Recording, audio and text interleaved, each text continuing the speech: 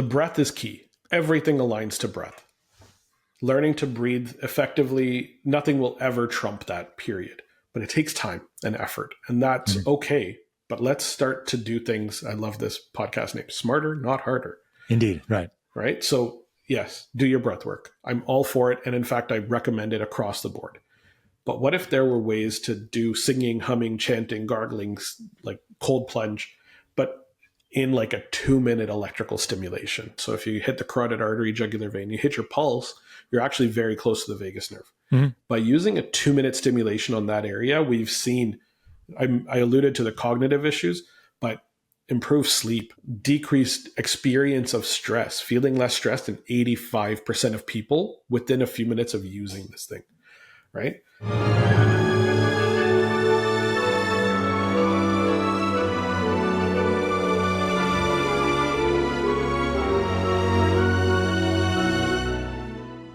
Hello and welcome back to the Smarter Not Harder podcast, your home for 1 cent solutions to $64,000 questions. I'm your host again today. My name is Dr. Scott Sherr, and it's a pleasure to be back with all of you. Today, I had a fantastic guest on the podcast, Dr. Navaz Habib. I've seen Navaz at conferences for the last several years. He is a master at the vagus nerve. He knows so much about it, and that's why I wanted to have him on the podcast today. We had a deep dive into all things vagus nerve, and I'm going to go through that in a minute, but here's a quick bio on Navaz. So he is a best-selling author, 2 books, Activate Your Vagus Nerve and Upgrade Your Vagus Nerve. He's also the host of his own podcast, which I've been on, called the Health Upgrade Podcast. After graduating as class valedictorian from a Canadian Memorial Chiropractic College in 2010, he went into practice traditional chiropractic for years until he utilized the power of functional medicine to transform his own health. He's the founder of Health Upgraded, an online functional health consulting clinic supporting optimal health by elevating awareness and function of the vagus nerve. And Navaz is an expert in this field, and we went into detail on the vagus nerve in many ways, actually, that I really didn't know before this, in various mechanisms and actions. And so we started off talking about what is the vagus nerve? Where is it? Where does it go? How does it function? And then we really discussed something that I talk about a lot, but the term vagal tone is extremely important and kind of used in various ways that may not be right. And so we talked about what is vagal tone, why is it so important, and how you can optimize vagal tone with things like breath work, respiratory rate, and understanding the idea of heart rate recovery after exercise, and your HRV, of course, as well. And so getting a sense of what those markers are, how you can modulate those markers, and why they're so important. We spoke in detail also about, standout molecules, things that are optimizing vagal tone that are coming out. We talked about nutraceuticals. We talked about how 90% of the population is choline deficient, and the vagus nerve operates only on acetylcholine. So that's extremely important. Talked about various peptides, nutraceuticals, psychedelics that are important here that can potentially modulate vagal tone. We also talk about neuroplasticity and vagal tone, not just what's happening with the vagus nerve from below the neck, but also what's happening in the brain, how it can help with trauma recovery, learning, chronic pain, these kinds of things, and how neuroplasticity is all relegated to microglial activation and the transition of various states of microglial activation depending on parasympathetic tone. So in the end, we really spoke a lot about the vagus nerve, how it works, how it functions, how you can modulate it, how you can test it, and how you can make everything better over the long term if you can actually increase your vagal tone. Vagal tone is parasympathetic tone. This is when we rest. This is when we digest. This is when detoxify. This is when we heal. And so if you're working with patients on a regular basis and they cannot activate their parasympathetic nervous system, they are not going to heal. They are not going to recover. They are not going to feel as good as they could. And Navaz, good to see you, man. Great to see you, Scott. It's been a pleasure to get to know you over the last couple of years. And I'm impressed that every single conference that I go to, there is Dr. Navaz Habib on stage talking about the vagus nerve, talking about parasympathetic activation, working with really cool companies.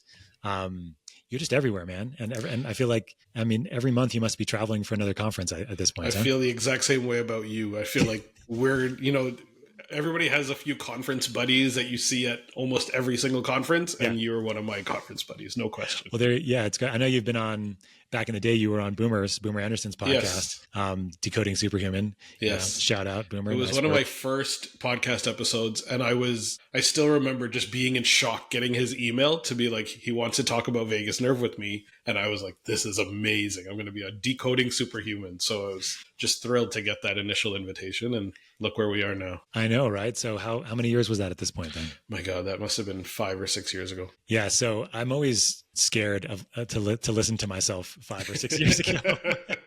Yeah, I won't go back. That's for No, sure. I know, but because the way things form and the way you're able to message things changes so much. Even when I first started talking about methylene blue, when I listened to those first initial interviews, I just start cringing, because you now have so much more clinical evidence, right? And so Absolutely. The cool thing about you, Navaz, is that yes, you're going to these places, you're speaking, you're talking about some of the companies that you work with, but you're also a clinician, right? You're also, you have your own telemedicine practice over there. And where in Canada are you? Remind me. I'm in Toronto. Yeah. Toronto. Yeah.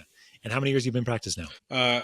Doing the online stuff, it's been about 6 years. I started just before COVID, and it's been a good stretch. I've learned that this is much more up my alley for sure. Yeah, it's nice to have the freedom, especially if you have a family and things like that. As long as you have your own room someplace where you can close the door. Yes. Although for a while in my family, my youngest couldn't read, right? And so I would have a sign that, do not enter, but he couldn't read. He would just enter anyway. So the first couple podcasts that I recorded at my house, he'd walk in and go, "Hi, Daddy, I had a great day at school today." I'm like, "Thanks, sweetheart. We're going to talk about that later." Yeah, I'm going to go back and record my podcast. So. All right. So anyways, Navaz, you're one of these sort of premier experts on the vagus nerve. And I love this topic. I think it's such a nuanced, such a universal requirement for all of us to know more about it. You know that I talk about this a lot at our company. We're like on all the time, like go. The New York hustle. I grew up in New York is real, but nobody knows how to calm the fuck down, right? And so let's talk a little bit before we get into some details. Let's go into what is the vagus nerve? Where is the vagus nerve? What does it do? We can go into some physiology. I think it's really important. And I want to dig into this somewhat because I think this will kind of give us the framework to talk about all the cool things like how psychedelics can affect the vagus nerve later on. So foreshadowing. The vagus nerve in itself, just the name of it, is a bit of a misnomer because we have two of them. We have one on the right and one on the left. And there are two vagus nerves, and they come out of the brainstem. They are the 10th cranial nerve. So we have 12 pairs of cranial nerves that come out of the brainstem. Majority of them, in fact, 11 of them, stay within the head and neck cavity, and they don't leave the head. So optic nerve, trigeminal, facial nerve, glossopharyngeal, they all stay in the head and neck. And that's important, right? We know facial expression, we know facial movement, speech, all of these things come from the movements and the nerves that send signals in and around the head and neck area. But the vagus nerve is unique in that it leaves. So it has a few connections within the head and neck. It sends a branch to the ear, skin of the ear area, has branches to the pharyngeal and laryngeal muscles in the throat. So it helps to maintain a good, strong, open airway, helps to actually create pitch and tone in your voice, allowing you to go really, really low or really, really high with your voice because you're stretching and tensioning the vocal cords through the laryngeal muscles. Humming and singing are so good for vagal tone. This is exactly it, right? Yeah. Vocalization and vagal tone go hand in hand, absolutely. But why it's called vagus is because, and it's not spelt Las Vegas, it is Vagus. It comes from the root word vague, which I guess meant wandering because anatomically, they found it went everywhere, virtually everywhere. It attached to virtually every single organ in the body. Every visceral organ had almost a direct connection to the vagus nerve. The only couple that didn't were the lower part of the intestines, the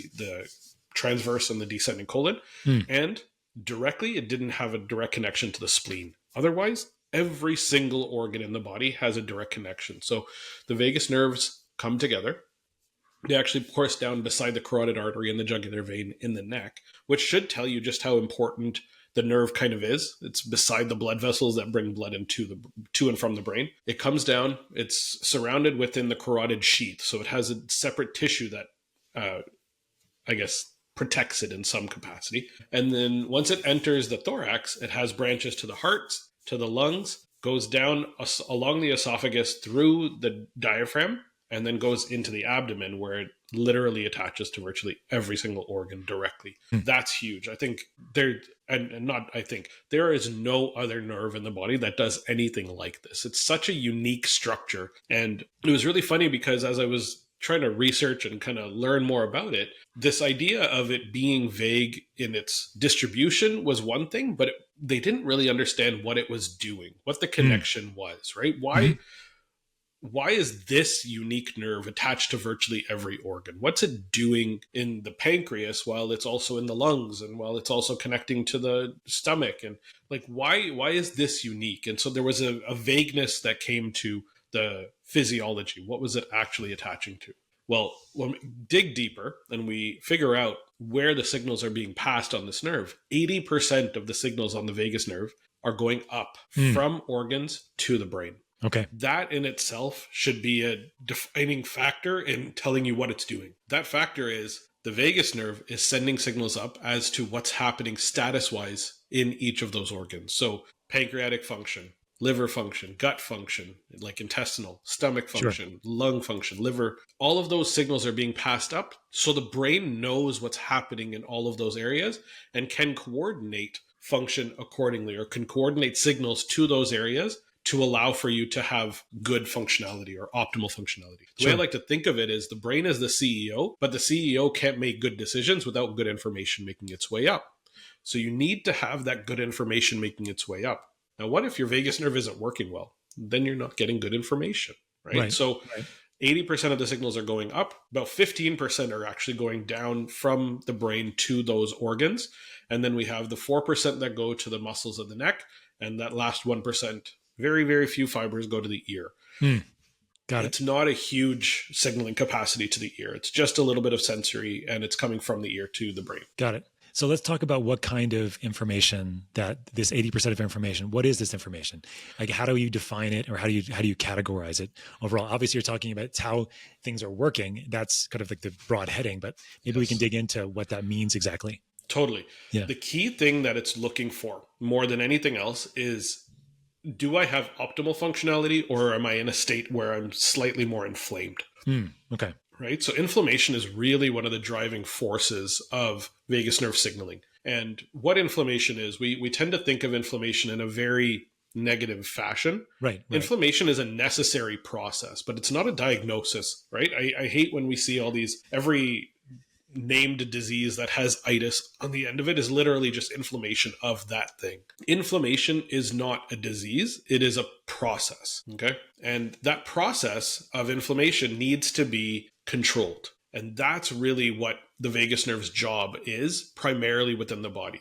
So we get these signals. Let's say, for example, it starts in the gut. So we have microbiome signals that are coming in, food comes in, microbiome eats whatever, creates short-chain fatty acids. They come in through the gut lining, create signaling within the enteric nervous system, creates maybe an inflammatory process because you've eaten gluten and you're gluten sensitive. Or even just LPS or something like that. LPS, exactly. Right. Those issues are going to come in, and the LPS trigger is going to signal through the vagus nerve up to the brain, hey, we have LPS going on here. We have LPS entering. The gut is more leaky than it needs to be. The brain should ideally have that good signal come up to it so it can control or centralize that information process and send a signal down saying we need to increase the presence of immune cells here to help protect it, or we need to build out more zonulin and occludin so that we can tighten up these tight junctions and get the leakiness to stop. Those signals need to be sent back down, so those 15% of signals are going to go down. So we're testing to see what's going on. The gut is the primary and easiest way to understand where the entrance of these triggers can be. But in the liver, for example, we have tons of toxins that make their way through the portal vein into the liver. And we need to know that the liver is not sitting there dealing with a ton of excess toxic burden. We need to know that the pancreas is sending out enough of the digestive enzymes and insulin and whatnot. We need to know that the kidneys are filtering out your blood effectively, and that we have sodium potassium balance, that we don't have electrolytes that we're losing. So all of those signals are making their way up to the brain, and that determination is being coordinated through the brain and signaled down, whether we need to increase inflammation and immune support in certain areas or downregulate in certain other areas. And that's where the output piece to the vagus nerve signals tend to occur. Understood. So it's really an inflammatory signaler in the sense of like from an efferent perspective, like what's coming towards the central system is going to be, that's afferent, like afferent. Was it afferent or efferent? Afferent up, efferent down. Thank you. I used to have a way to remember that. But so the signals back to the brain are related to primarily inflammation. Okay. Yes. And that makes a lot of sense, right? Because the system is always getting exposed, especially our gut, especially our GI system, whether it be our, like you said, in our small intestines or large intestines, there's always things from outside the environment that, they're going to have problems in the sense of causing inflammation for a good reason, right? And then the system can kind of rebound from that. Yes. Part of the interruption. This episode is brought to you by Transcriptions, makers of precision dose, physician formulated, and pharmaceutical grade formulas in the form of a buccal troche. For this episode, check out our TroZ. TroZ is our comprehensive sleep formula. It will help you fall asleep, stay asleep, and wake up feeling rested with 8 different ingredients that are leveraging the GABA system, 5-HTP melatonin, so serotonin and melatonin as well, and then also improving the endocannabinoid system and that tone, which is your CBD and CBN, as well as cordycepin, which increases your deep sleep. So check it out at transcriptions.com and save 10% on your order using code POD10 at checkout. Now back to the show. Just question, do you have any ideas or any thoughts as to why the spleen or part of the small intestine or large intestine doesn't have any signaling or any connections? So we know that there are parasympathetic branches that come up from the sacral trunk up to the rest of those. So just because the vagus nerve doesn't have a direct signal to the transverse and the descending colon, there are still parasympathetic signals. Makes sense. But they come up through sacral branches, meaning that they're via the spinal cord and then up through the sacral nerves. That said, the spleen is unique, and that's really interesting here. So yes, we have these direct connections of vagal direct nerve connections to each organ, right? Liver, pancreas, etc. But the spleen doesn't have a direct connection, but it does have an indirect connection. This is one of the fun, unique things about it. So how do we get these signals that the vagus nerve needs to send out to tissues that don't have direct vagal signals? That's where the spleen comes in. So these vagal signals attach to the celiac superior mesenteric ganglia, which is part of the sympathetic chain. So in the abdomen, it'll attach to this sympathetic chain ganglia, and it's going to release its neurotransmitter. The vagus nerve only uses acetylcholine as its neurotransmitter, by the way. That's a huge and important piece to the puzzle. But acetylcholine gets released via that vagal efferent to the superior mesenteric ganglia, and then it activates, funny enough, a sympathetic nerve that goes to the spleen directly to activate a pathway. And that pathway is, it's going to use this sympathetic nerve to turn on and release norepinephrine into the spleen, activating the beta-2 adrenergic receptors that are present in the initial lymphocytes, the B lymphocytes in the spleen. Those B lymphocytes are going to then create a new signal. Sorry, T lymphocytes, not B. T lymphocytes. And those T lymphocytes have a very specific enzyme in them called CHAT, choline acetyltransferase. And what that does is now these T lymphocytes, they're CD4 plus T lymphocytes, they go out into the bloodstream and they produce acetylcholine and they release acetylcholine into the bloodstream.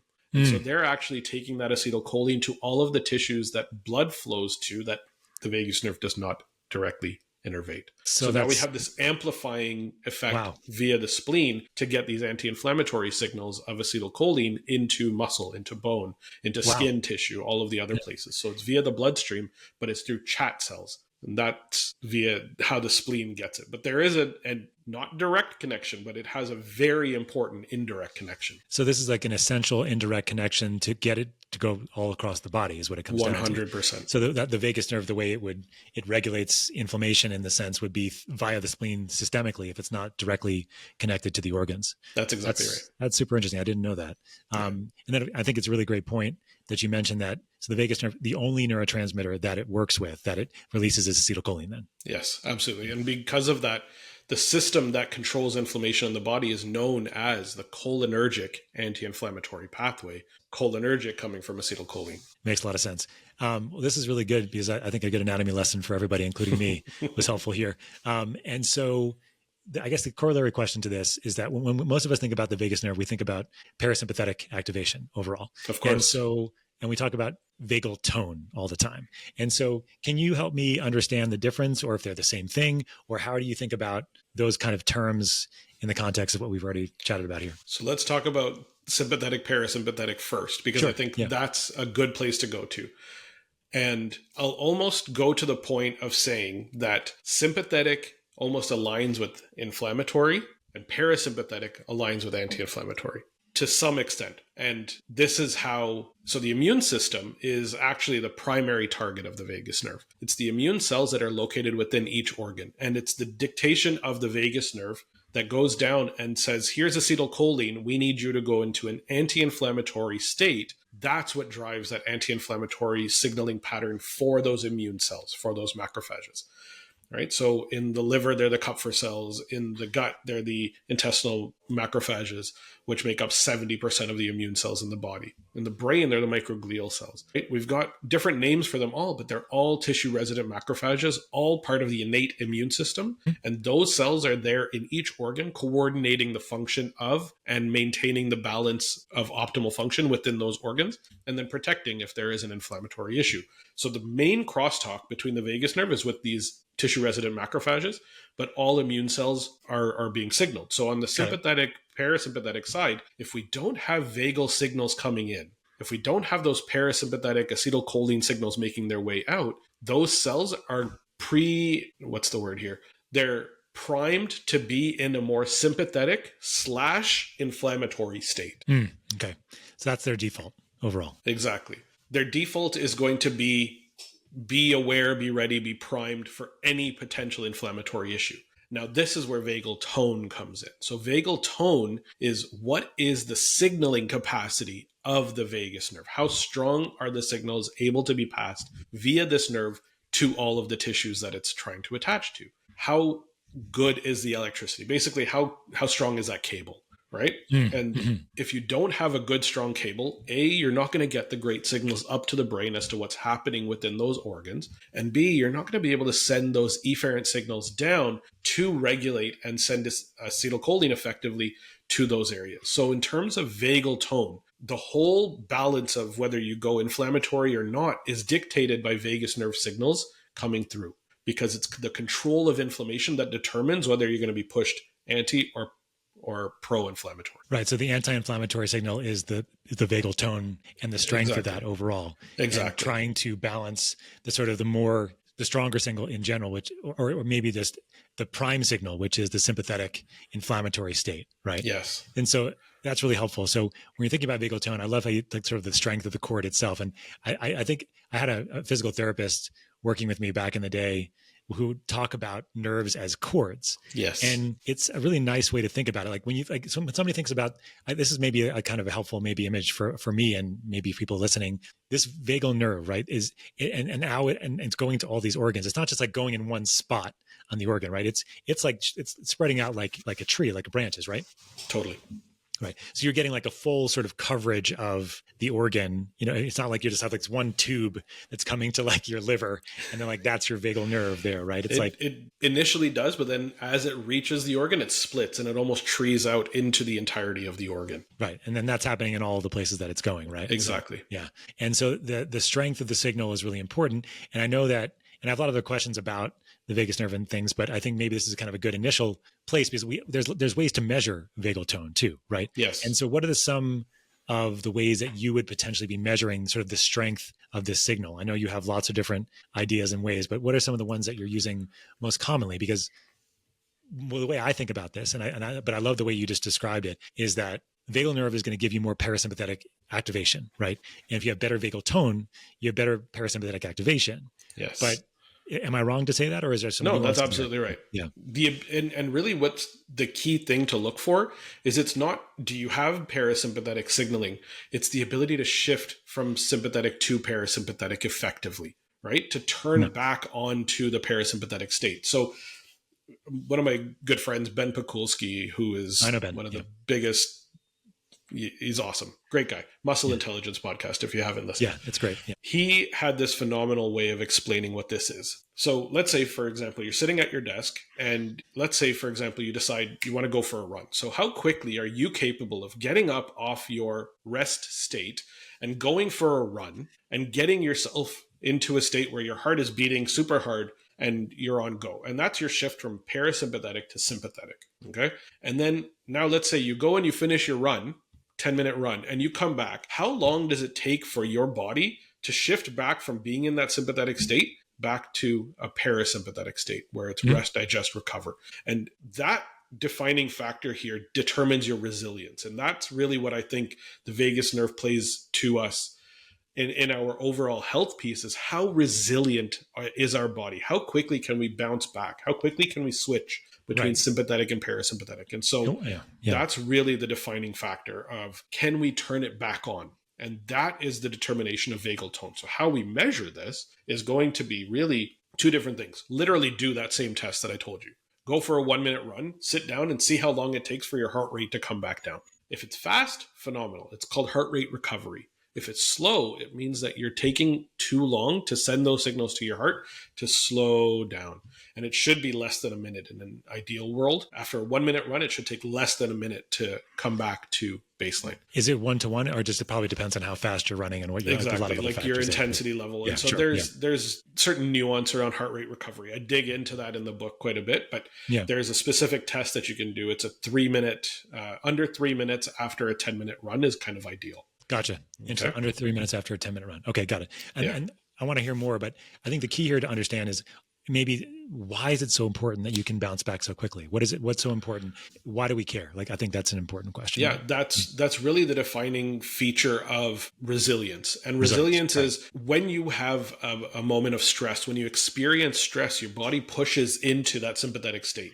That's our necessary requirement, right? When there's something that pushes you to that stressful piece, whether it's emotional, psychological, physical, or biochemical, it's pushing you into a sympathetic state. You want to be able to handle that with the sympathetic tool, but you want to then be able to come back, because when you're in sympathetic state, your body cannot heal. Period. Exactly. Yes. You cannot heal in sympathetic state. Your body needs to shift back to parasympathetic for healing to take place. So inflammation, sympathetic activation necessary in short bursts. The issue occurs when inflammation is uncontrolled and it becomes chronic. And that's where resilience comes in. And that's why it matters how strong your vagus nerve is.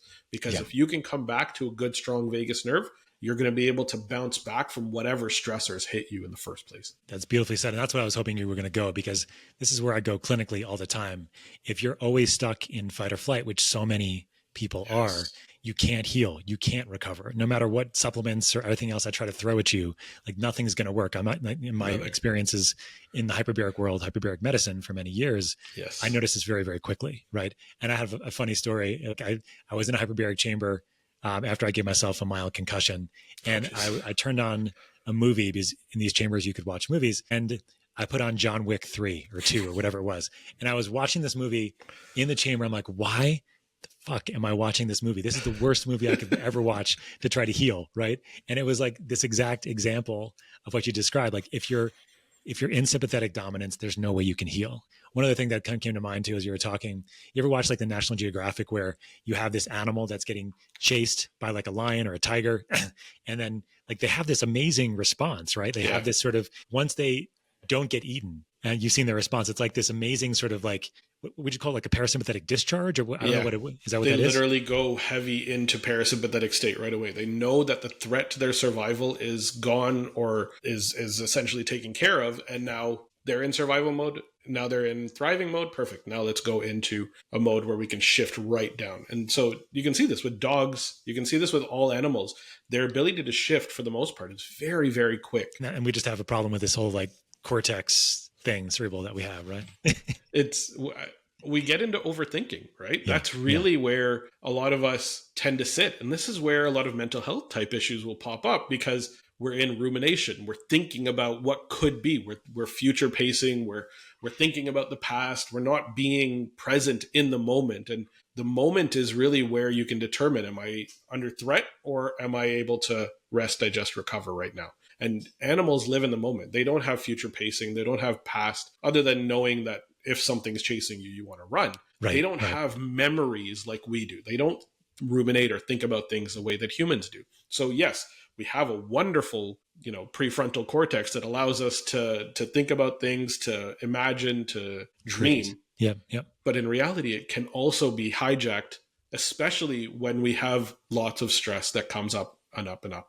And that drives anxiety, that drives depression, because we sit in this rumination state for a lot of people, and that affects your mood, that affects how you do things. And what's really important here is we know serotonin, the vast majority of it is produced in the gut. We know that norepinephrine, the vast majority is produced in the gut. Same with dopamine. And those signals are actually also being relayed via the vagus nerve up to the brain. So neurotransmitter balance actually comes down to vagus nerve and interoception. And I just watched something by Mel Robbins recently where she was talking about, you don't have anxiety. Like, you have this thing where the vagus nerve is your switch to turn that off. And if we get stuck up here, we're going to ruminate, we're going to think, because that's what this does. But if we bring our attention back down to our lungs, to our heart, it brings us back to the present moment. What are we doing now? We're breathing. We're heart beating. We're in this state. And so, yes, that might be a little spiritual woo-woo, but in reality, that's the truth, right? When the vagus nerve is able to turn on, you can go back to that parasympathetic state far more easily. So coming back into your body is really coming back into your vagal tone, increasing your vagal tone. Totally. So it doesn't have to be woo-woo or crazy, right? And you mentioned the other neurotransmitters coming from the gut. There's also GABA, GABA signaling that's coming from the gut too, which is going to be your neurotransmitter signaling to help calm your brain down. Exactly. So I think it's really important you mentioned that. And I think that, all these sort of techniques, and we'll talk about more of them later, as far as, tools, technologies, practices, and things like that we can do to increase vagal tone, which we've alluded to. But before we get there, you talked about heart rate recovery as a one indicator. What are some of the other indicators that you use clinically? The top one that I love looking at without a shadow of the doubt is heart rate variability, HRV, which is the best way to know whether you're in more of a sympathetic or parasympathetic state. So I use Oura Ring. I've had mine for 7 years, something like that.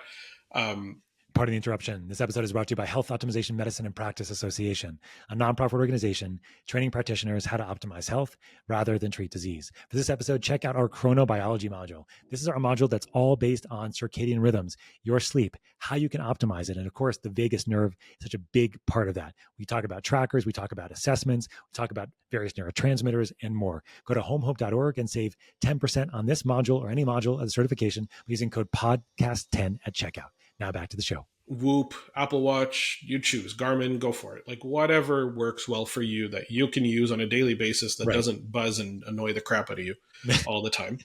Let's use these tools for your sympathetic and parasympathetic dominance. Absolutely. I used to have a Garmin watch, and every time I got an email, it would buzz, and I'd be like, oh my God. And I just could not handle it. So this is much better for me. But HRV, heart rate variability, is really the determining tool that I use in a clinical setting. And so the way that I like to do this is, first off, I want to get a baseline of where people are at. So I'll have them use the tool for between 2 and 4 weeks before we say anything about what their HRV should be, shouldn't be, anything like that. And here's the biggest thing with HRV. What it is, first off, is we're measuring the number of milliseconds between beats of the heart. So the RR interval between R spikes. We're measuring the number of milliseconds averaged over a period of time.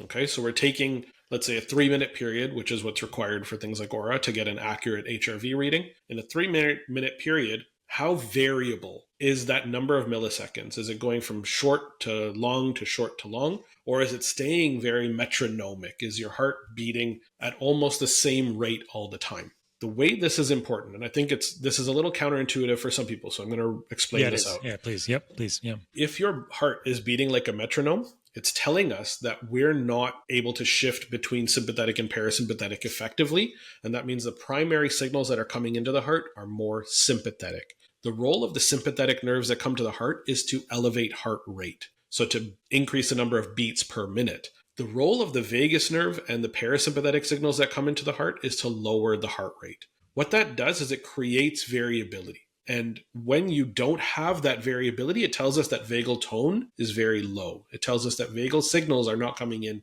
at this moment very high. So your signaling through the vagus nerve is down, and that means not necessarily that your heart rate is going to go up, but rather that the signals that are coming in are much more sympathetically driven, right? And we want to have balance. We want to be able to shift between these two. And that's how the resilience piece and heart rate recovery is driven, is how quickly can you bring the parasympathetics back to lower the heart rate back to your baseline heart rate. The variability piece comes in telling us, okay, are we sending signals equally between sympathetic and parasympathetic over time? And that creates variance in the number of milliseconds between beats of the heart. The primary driver of this is your breath, how you are breathing. Your breathing pattern is the primary driver through a system called a respiratory sinus arrhythmia, RSA. And as you breathe, what you're doing is you're creating, as you inhale, you're pushing towards sympathetic. You're turning on the sympathetic nerves. So think of it this way. You hear a loud sound or a big flash of light or something that scares you a little bit. You're going to go immediately, right? Threat to my survival, hands up, fight or flight. That's a sympathetic state. You're taking a breath in during that time. Versus just like the animals, when the threat to their survival is gone, they go and they stop and they take an exhale, right? It's a sigh of relief. It's a calming moment. When you exhale, you're turning on your parasympathetics. You're turning on your vagus nerve with the exhales. Right. So your breath pattern is going to determine whether you're pushing sympathetic or parasympathetic. The way this is done is how much time are you spending in inhale versus exhale over that period of time. And that's going to determine your HRV. Got it. And so when you're looking at respiratory rate itself, does that kind of factor in, or how do you think about that? And then also on the HRV side, there's a lot of questions out there as like, what's a normal HRV? What's an optimal HRV? I have one friend that I know that's like an HRV of like 150 on the Aura or something like that. Yes. And like he tries to teach people how to get their HRV better. But I mean, maybe you can talk about them in kind of in combination, because I know there's probably like a baseline respiratory rate that will give you indications of your HRV, I would imagine, right? Yes. I have a friend of mine. I don't know if you know who Brian McKenzie is. I talk about him sometime on pods. He's a breath expert. He does a lot of CO2 training. Love it. That's exactly where I was going to go with this. Yeah. So maybe go through some of that and we can talk about it. So on the respiratory rate, and I'm sure Brian has this locked down, but I'm a huge fan of checking your BOLT score, BOLT, body oxygen level test. I learned this through Patrick McKeon's book. Yeah, Patrick McKeon stuff. Yep. Which is phenomenal. The BOLT score tells us how well your body can handle CO2 rising levels and how efficient your breathing is. And that is going to be correlated to your breath rate, in that the lower your breath rate, the more efficient your breathing pattern. Okay. And so if you have a lower breath rate or lower resp rate, and the ideal, not practicing breathing, ideal resting sleep breath rate is somewhere between 11 and 14 breaths per minute for men, and somewhere between 12 and 16 breaths per minute for women. Just a higher rate for women slightly. Okay. Just generally, it's smaller lungs just in terms of size, and so the capacity is generally a little lower. So if your breath rate is a little higher than that, then you're not as efficient. Efficiency of your breath is really the key that you're looking for here. Now, people with a lower respiratory rate tend to have higher HRV. Makes sense. Yeah.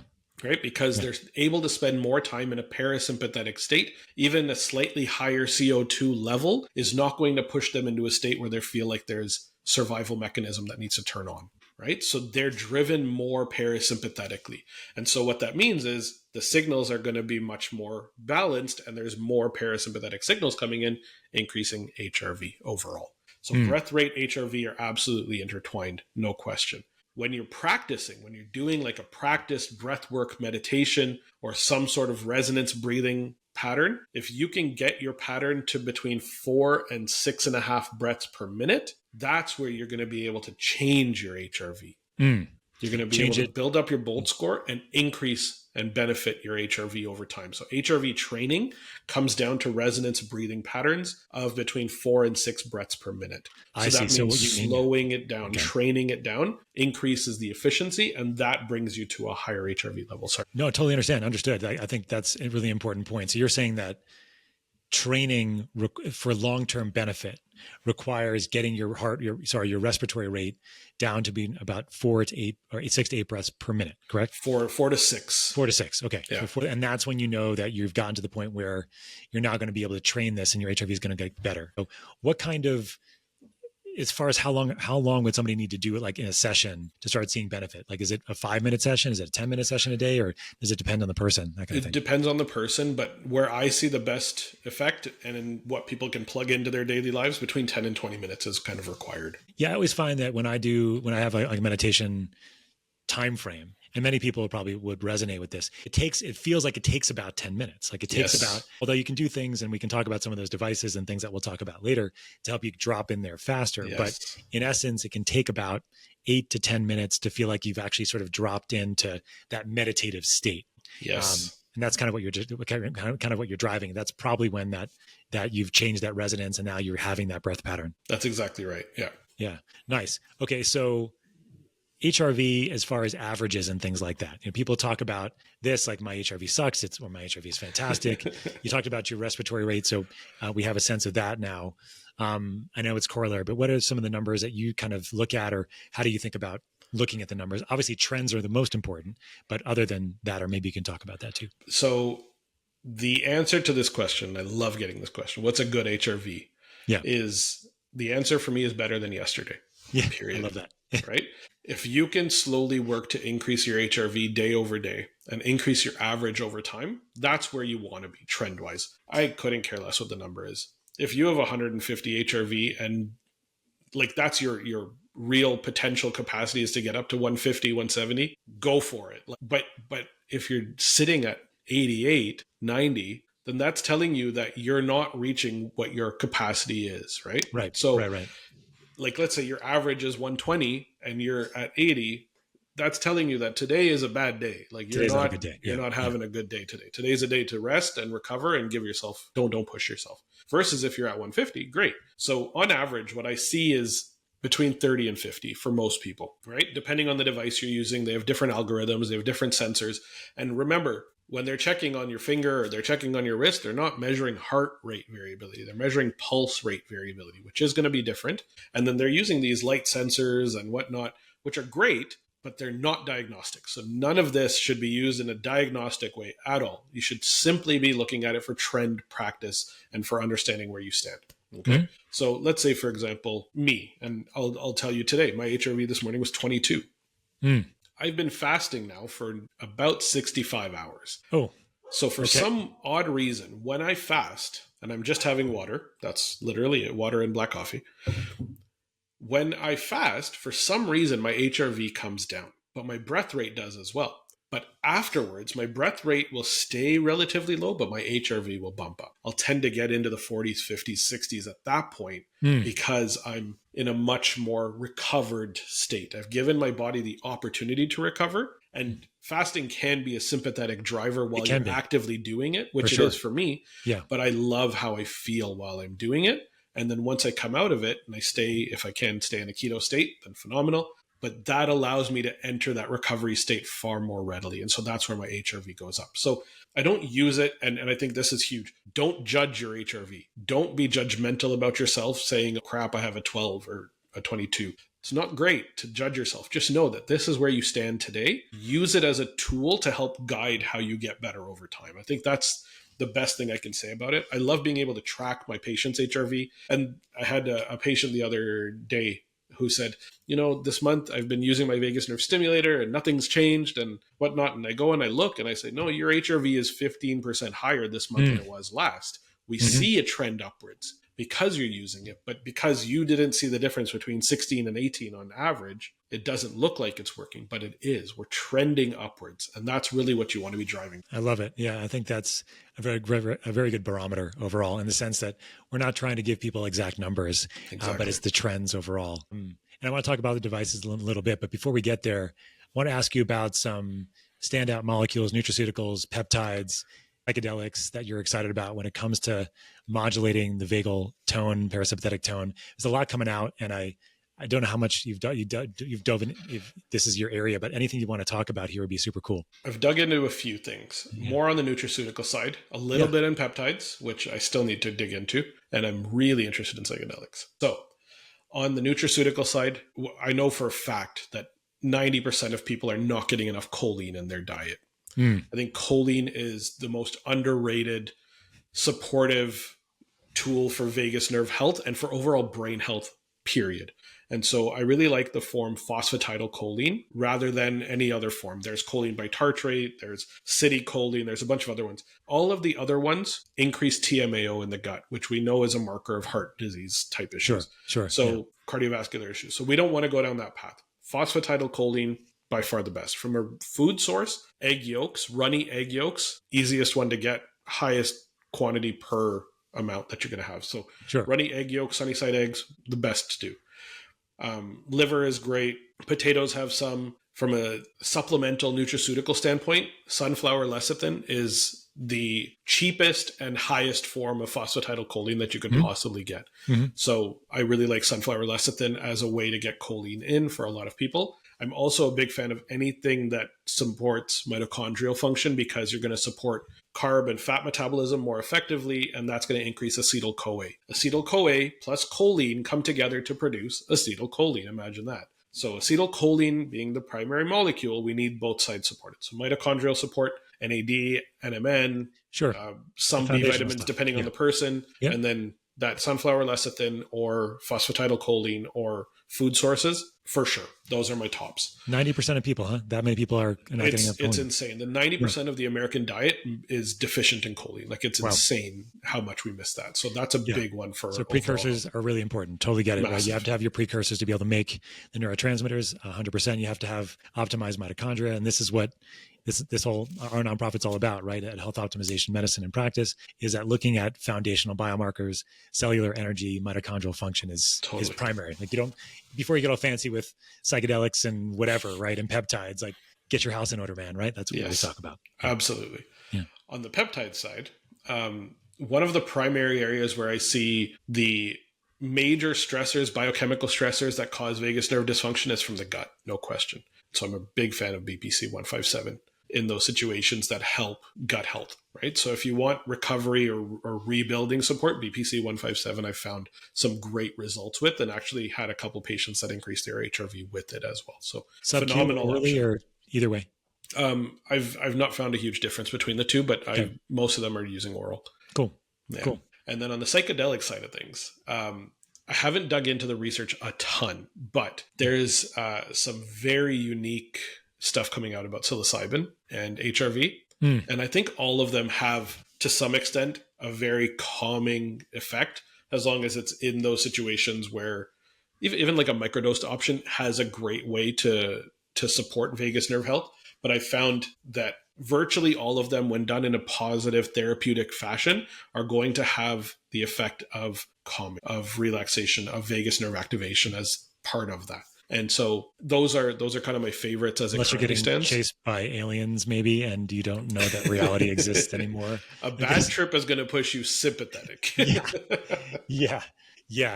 I know. I think we all know at some point. So in general, we think it's more because of the parasympathetic activation that most of these are just opening and then getting you back in your body, those kinds of things you were talking about. That's exactly right. The primary driver is pushing you back towards mindful body internal experience. Yeah. Cool. There's a couple of other things I wanted to ask you about the vagus nerve that I forgot. One was related to how the tone changes throughout the day in the evening. Yeah. Like, how can you talk about sort of like the circadian rhythms of the vagus nerve? Yeah, there's a direct correlation, and the two are absolutely hand in hand. The moment you fall asleep, vagus nerve activity spikes, and it's because melatonin has a sympatholytic effect, meaning that it shuts down sympathetic function and allows your vagus nerve to turn on and just be on through the night. So you have, I saw this great study where they measured vagus nerve function over a 48-hour period in rats, not in humans. But the moment they fell asleep, vagus activity spiked, and it stayed high until they woke up, and then it came down. So during the day, our vagus nerve activity is lower because during the daytime, we have more sympathetic things. We have more stressors that we're going to be experiencing. The melatonin ideally isn't on, so it's not having that sympatholytic effect. It's allowing the sympathetic and parasympathetic balance to be there, which is why HRV during the day is not as effective as looking at HRV across the night, because that tells you where you stand that day in terms of, did you recover well overnight? God, I didn't realize that. So checking your HRV during the day is not as helpful as taking it in the evenings. Best time to do it is within the first 5 minutes of waking up after going to the bathroom and doing a 3-minute measurement at that time. That is kind of gold standard time to do it, is first thing in the morning, as soon as you've woken up and you haven't checked your phone, you haven't done anything before crazy. After checking your phone. Yeah. You don't want to do anything obviously stressful. Wake up, go to the bathroom, and then do a quick check. That's the best way. The second best way is look at the average over the night. But look at the pattern that your HRV took at night as well. How spiky was it? Did you go into moments where you were hyper parasympathetic and then it dropped down to sympathetic? What's going on with your HRV at night? And look that up depending on the device that you're using as well. Okay, so those algorithms might change. Somebody spiky might mean one thing for one algorithm versus spiky might be something different for a different algorithm. So it's not like in general you want it to be more flat, or you want that just depends on and the in algorithm. fact, you don't want it to be flat, period. You want to be up and down. Of course, it makes sense because that's the balance between the two. Exactly. So sleep, even during REM sleep, when you have like you're dreaming and you're like your parasympathetic tone is still going to be more elevated compared to your obviously during the day, right? Yes, absolutely. Relative to the day. Now, REM sleep is more thinking, more storing of information and kind of how those things work. So deep sleep is lymphatic activation. You're clearing out the toxins. You're getting lymphatic drainage to occur. The glial cells are more active during that time. That's an important piece to literally eliminating the biochemical and physical toxins that are present. Then we end up and that should happen. The first 2 cycles of sleep should be much more deep sleep. Right, yeah. Then we get into more light, and then at the end, we should end with more REM sleep. And that's where the consolidation of memories is occurring. And REM sleep is often where we see HRV come up a little bit more as well. Gotcha. So in an Oura ring, for example, one thing you could do is when you first wake up, before getting out of bed, or maybe after you pee, like you said, but not checking your phone, you could just do like a quick session to check to see what your HRV is. And on the Oura ring, they have the unguided session tool. I love using that for 3 minutes first thing in the morning. That's the key. That's good to know. I haven't tried that. I'd love to actually work on that with some of my patients that have. Most people don't know. I feel like that little unique tool is hidden. The unguided session is powerful. Like you can look up a lot of things using your Oura ring just while you're awake through that unguided session marker. That's good to know. I mean, I've certainly used it for like meditations during the day, but I haven't used it specifically to check HRV. Yeah, so just first thing, 3 minutes, perfect.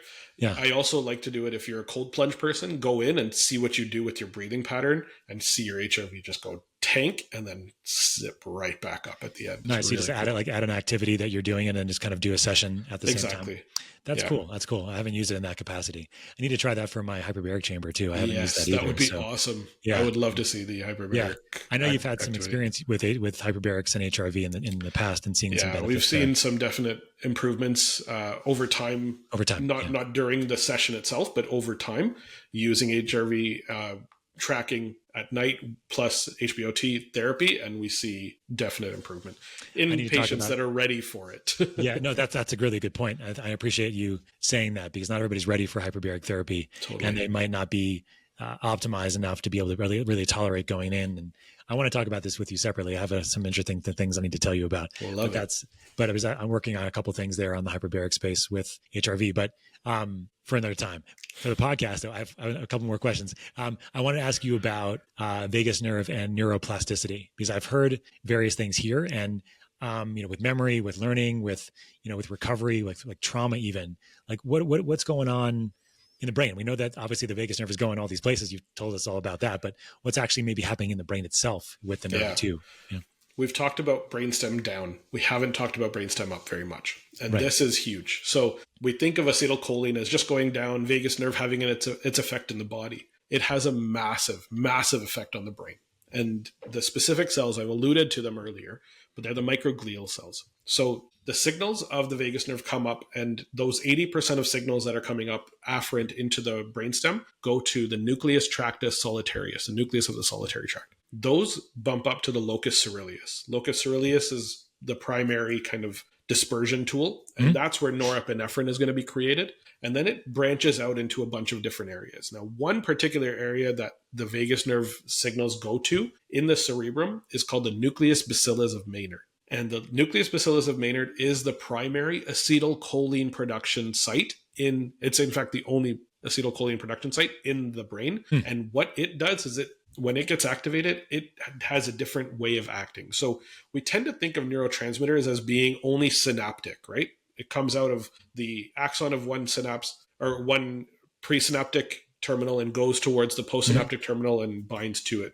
We also have volumetric release or volume release of neurotransmitters. And this is particularly true for acetylcholine, particularly from from the nucleus bacillus of Maynard. So when the signals go in, when vagus nerve afferent signals are strong and we have good vagal tone and we have these signals coming up, acetylcholine release from that nucleus bacillus of Maynard is going to be much stronger, and that produces acetylcholine that goes throughout the entirety of the brain structure, through the lymphatics of the brain, through the dura, through the cerebral blood flow passages. And what that's going to do is the acetylcholine binds to the tissue resident macrophages in the brain, which are the microglial cells. Mm-hmm. Mm-hmm. And when it comes to plasticity, we've now found that it's not neuron-neuron connection that matters quite as much as the microglial cells that are monitoring and managing those synapses. So microglia that are in a parasympathetic, rest, digest, recover, regulatory state are much better primed to support neuroplasticity.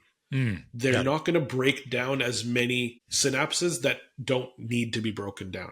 So they're going to allow for connections to become stronger. So microglial activation, when the microglia become hyperactivated because there's stressors, because there's toxins, LPS is a primary driver of this. LPS through the gut actually causes microglial activation in the brain and cognitive dysfunction. Yep. But what it's doing is it's driving these microglial cells into what's called an M1 state, which I call the fight state. We need to shift to the M2 state, which is a regulatory state. And that regulatory state can be shifted using acetylcholine. And one of the greatest tools for this is vagus nerve stimulation, because we're electrically increasing the tone or the signaling capacity of the vagus nerve to create that shift from M1 to M2. That's why vagus nerve stimulation studies, and we'll get into the devices, but that's why these studies have shown, specifically for the cervical device, increases in learning capacity. Actually, there was a really great study that was done with the DARPA people, so Defense Language Learning Institute in San Diego, and they found that CAA operatives were able to learn Arabic 25 to 40% faster when using a vagus nerve stimulator. Wow. Yeah. Right? Cognitive improvements, fatigue imbalance, like improvements in sleep, improvements in calm and memory. All of those things come from shifting those immune cells to that M2 state. Cognitive resilience, cognitive functionality, neuroplasticity are all tied to that microglial cell, and vagus nerve signals play a huge role in that. Amazing. Yeah. Well, I think that's a really great overall transition to some of the devices that you're using in clinical practice. You talked about a vagal nerve stimulator. There's all different types of devices out there. There's obviously other ways of accessing vagal nerve tone. And we talked a little bit about these earlier. We talked about breath work. We talked about singing and humming. So maybe give us a bit of an overview. I know we don't have a lot of time, but there's an overview on tools, technologies, practices, things like that you're using in clinical practice in any which order you decide. Breath is key. Everything aligns to breath. Learning to breathe effectively, nothing will ever trump that, period. But it takes time and effort, and that's okay. But let's start to do things. I love this podcast name, smarter, not harder.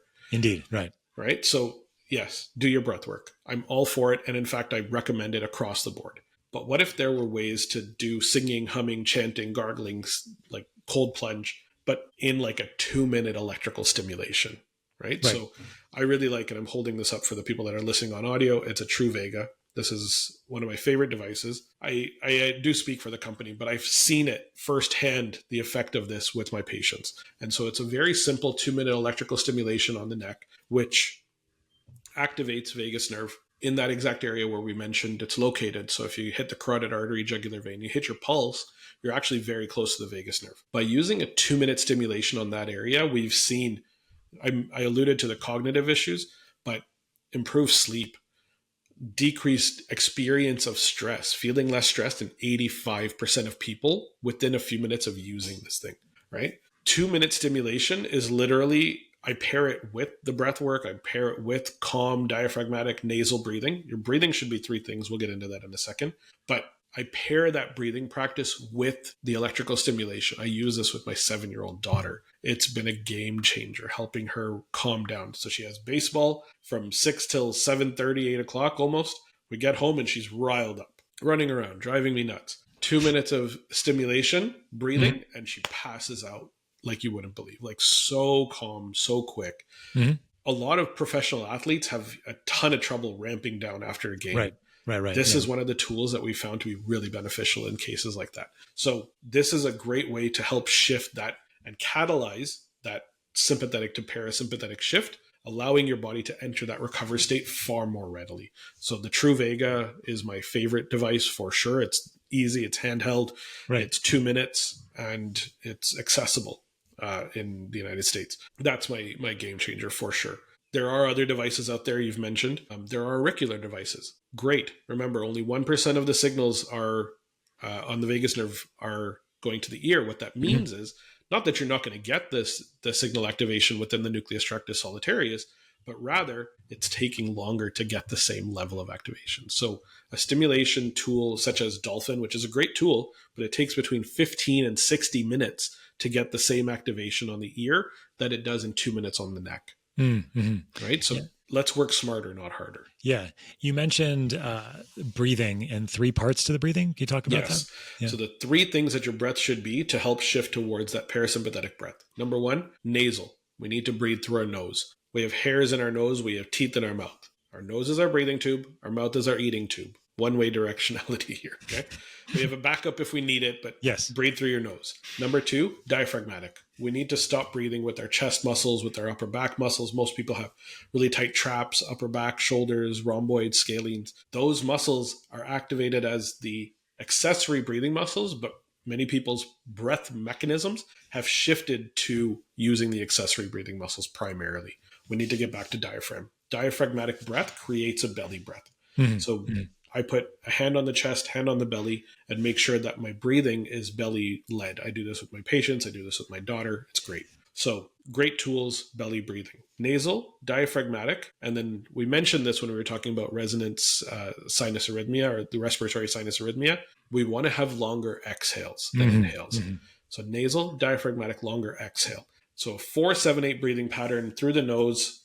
Belly breath is my absolute favorite. 4 seconds inhale, 7-second hold, 8-second exhale. Phenomenal practice. It's the one used by Navy SEALs to go to sleep quickly. It's the best way to create that shift into a hyper parasympathetic state. Yeah, that's great. I also use box breathing with my kids. Yeah, phenomenal. And then the easiest one I've found for people is just 3 seconds in and 5 seconds out. Just a 3-5 kind of pattern. Great place to start. All these are going to help. And, of course, leveraging the GABA system as, we do at our company, but it's not going to be immediate, right? Having the breath work associated with it. So using a vagal nerve stimulator. I know Boomer has been a big fan of the Truvaga that you guys have, that you work with as well. I think the key here really is that this is a pretty big tour de force on a fantastic nerve that's going everywhere, right? Yeah. And it has such an amazing impact on our parasympathetic tone, on our gut, on our brain, everything, right? And so one last question for you, which is what we ask everybody at the end of the podcast.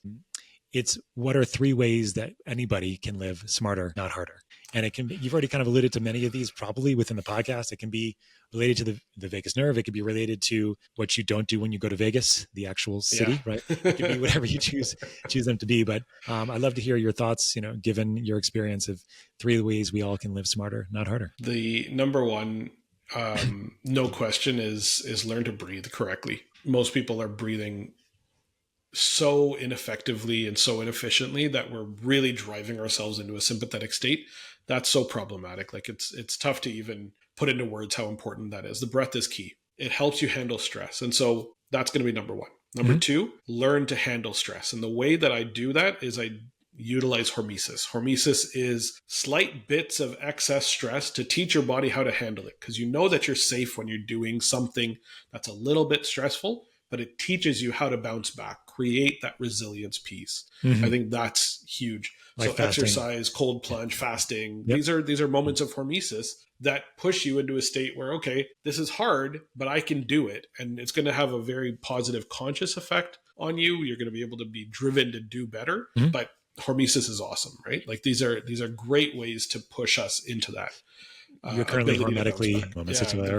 The goal is 72, but I ate a little late the last day, so it's going to be 69 hours today. Okay, that's my goal. All good. Yeah. I'm sorry to interrupt, but what was your third one you're thinking? The last one, I think, and obviously my bias is vagus nerve stimulation, but I really do think that a lot of people can benefit from utilizing these tools because if we can just work a little smarter on this particular piece and get ourselves to sleep more effectively, get ourselves to enter that state more effectively. Vagus nerve stimulation is so simple, and I've had countless phenomenal cases with my patients. Vagus nerve stim, I think, is going to be my absolute third one for sure. Dropping in parasympathetic, everything else gets better. Initially, it can be pretty challenging for patients, as you know, when they first start feeling parasympathetic after being sympathetic for a long time. Yes. So as a clinician, if you're listening, be aware that your patients might have a reactive anxiety to not having their sympathetic system online. And I'm sure you've seen that many times before. Yep.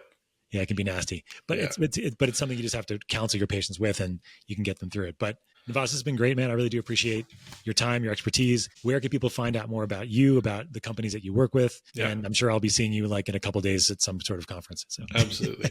You can find me on Instagram or any social media, Dr. Navaz Habib. Go to healthupgraded.com if you're interested in learning more about what we do. And the tool that I'm the biggest fan of, no question, is Truvaga, so TRUVAGA.com. Check it out. The Truvaga Plus device is the easiest one to get, dead easy to use, and I think that's the best way to go about it. Please bring a couple extra to the next conference that I see you at so that I can use it, I think they're going to be there, in fact, in San Diego. So okay, good. All right, man. Well, enjoy the rest of your afternoon over there in Toronto, and thanks so much for being here. We'll see you next time. My pleasure. Thanks, Scott. Thanks so much for tuning in to another episode of the Smarter Not Harder podcast, where we give you 1 cent solutions to $64,000 questions. And wow, the vagus nerve gives you more than $64,000 answers to questions and everything in between. It's such a fantastic topic, an interesting point of science, of clinical relevance. So I really hope you enjoyed this podcast. If you did, don't forget to like and subscribe below so you never miss an episode. Share with your friends, with your family, with your colleagues, and increase your parasympathetic tone sometime soon. All right? Take care.